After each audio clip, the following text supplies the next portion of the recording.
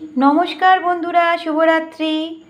আজ ডিনারে আছে রুটি আর ডিম রায়তা। ডিম রায়তার মধ্যে কি কি রয়েছে মশলা একটু বলে দিই। ডিম তো আছেই, গোটা পেঁয়াজকে 4 ফালি করেছি, আর ক্যাপসিকাম, কাঁচা লঙ্কা। কড়ার মধ্যে প্রথমে সাদা তেল দিয়ে আদা রসুন পেঁয়াজ বাটা দিয়ে কষিয়ে, তারপরে একটু টক দই দিয়ে কষিয়ে, তারপরে পোস্ত বাটা, সাদা সর্ষে, মগজদানা, কাজু একসাথে কষিয়ে নিলাম।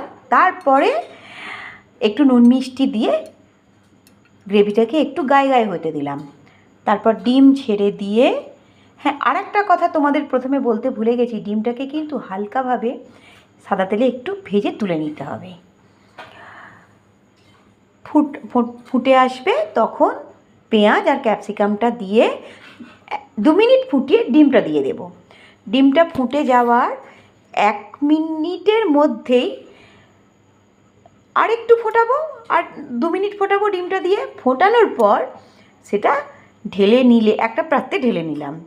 এই দেখো, ডিম রায়তা তৈরি। আর রায়তার নামটা কেন হয়েছে শুনবে? এতে সাদা সর্ষে রয়েছে বলে। তোমাদের যদি ভালো লাগে একদিন অবশ্যই বানিয়ে খেও। এখন টাটা, শুভরাত্রি, সকলে ভালো থাকো।